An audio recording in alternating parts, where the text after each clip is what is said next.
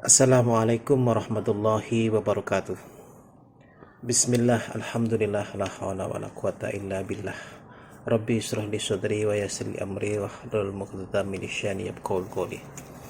Ittaqullah haqqa tuqatih wa la tamutunna illa wa antum muslimun. Hadirin yang dimuliakan Allah, kemarin kita baru saja memperingati Maulid Nabi besar Muhammad Rasulullah sallallahu alaihi wasallam. Peringatan Maulid kali ini kita hadapi dengan berbarengan dengan pandemi yang terjadi di seluruh dunia, pandemi global yaitu virus COVID-19 yang terus menelan korban nyawa manusia karena vaksin dan obatnya belum ditemukan, masih dalam proses perbaikan, penyempurnaan dan sebagainya.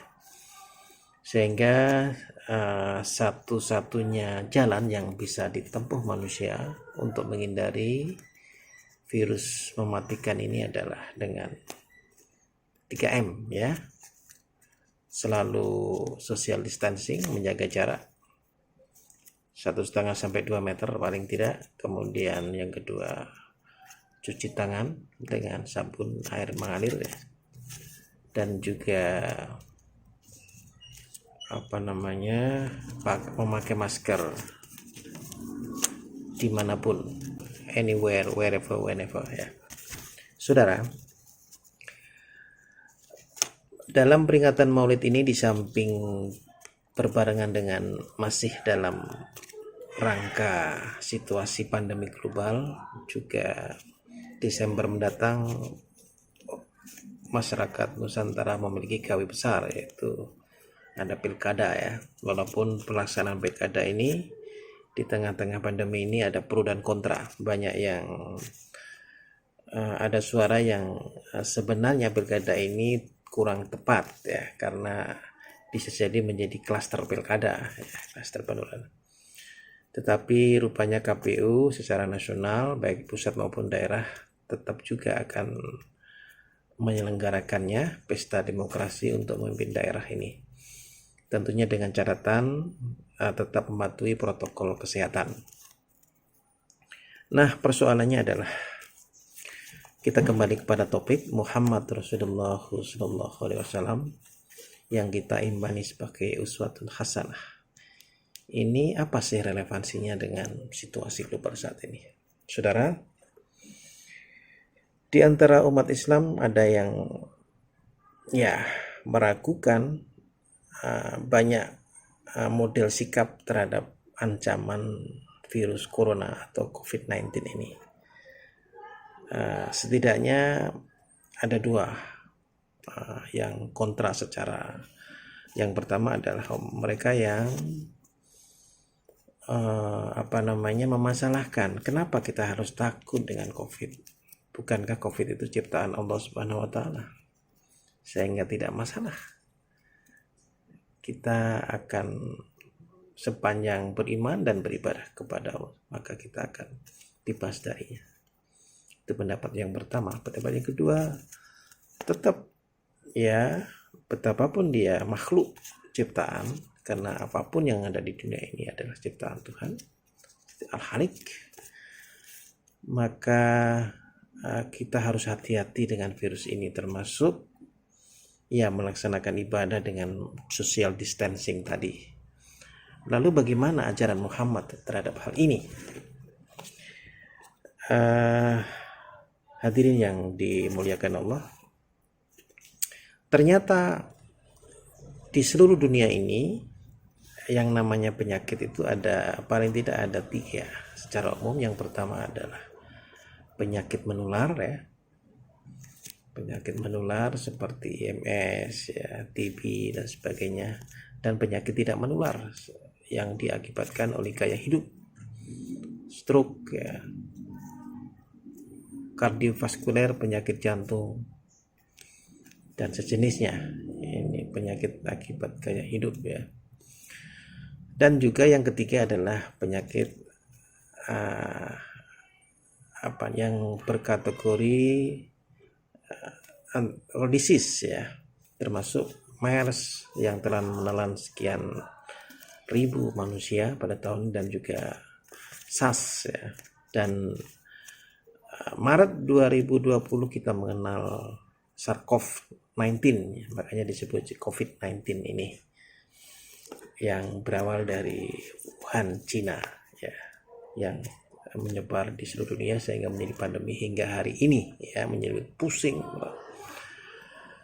Saudara, ternyata persoalan persoalan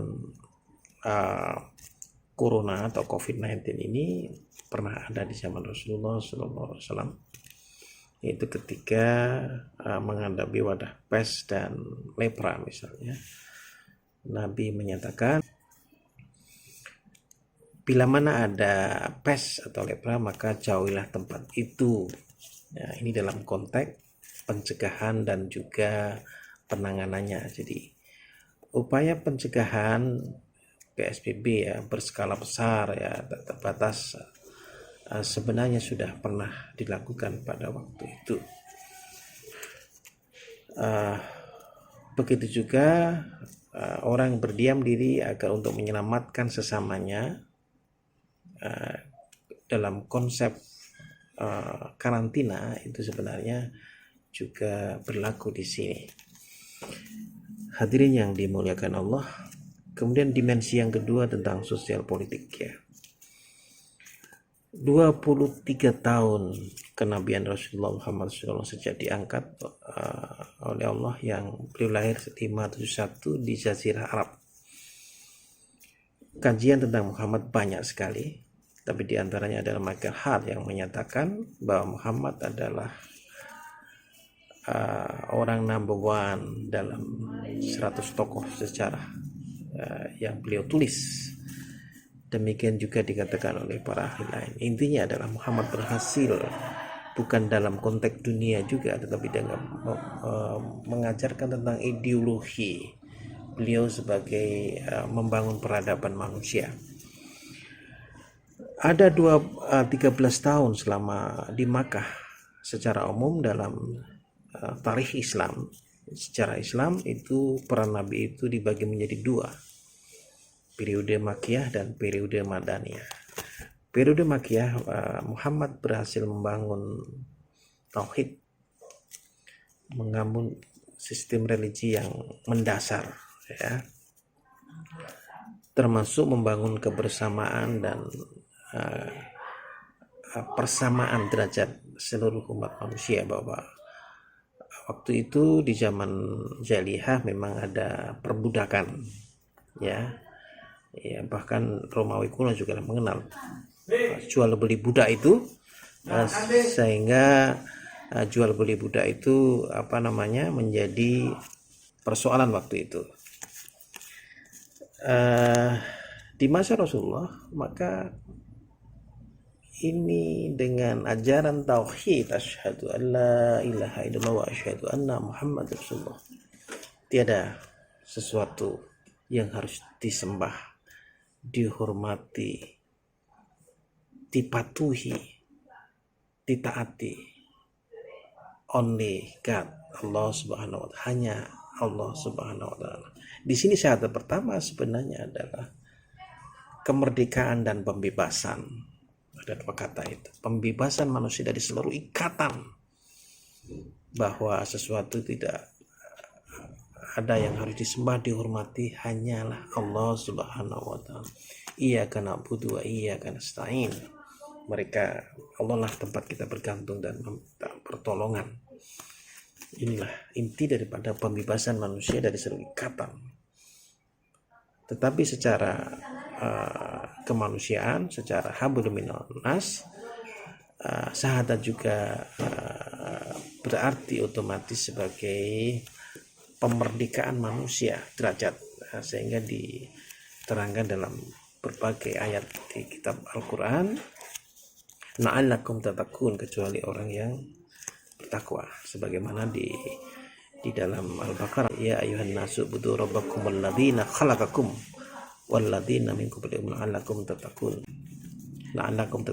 Dan tiada yang derajat manusia itu kecuali hanya ketakwaannya kepada Allah Subhanahu wa taala. Jadi ini adalah periode Makkiyah.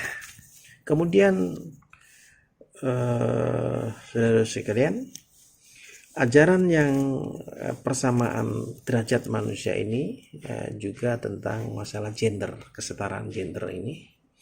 Muhammad mengajarkan bahwa yang hari ini menjadi problem ya, setelah 1600 tahun setelah kenabian Rasulullah Muhammad, hari ini menjadi masalah di bidang kesehatan, pendidikan, tenaga kerja dan sebagainya. Bahkan perempuan selalu menjadi korban sejarah oleh budaya patriarki yang mendominasi laki-laki lebih dominan dalam penghargaan terhadap gender ini. Maka dengan jelas Islam mengajarkan bahwa penghormatan itu sebenarnya hak penghormatan manusia, laki dan perempuan itu sebenarnya ibu atau perempuan harus lebih terhormat, 3 kali harus lebih terhormat. Qala sumaman ya Rasulullah ummuka, qala sumaman ummuka abuka. Jadi 3 kali Muhammad menyebutkan di dalam riwayat hadis ini bahwa manusia harus menghormati 3 kali lebih kepada perempuan. Artinya perempuan harus dihormati. Nah, demikian inti daripada. Kemudian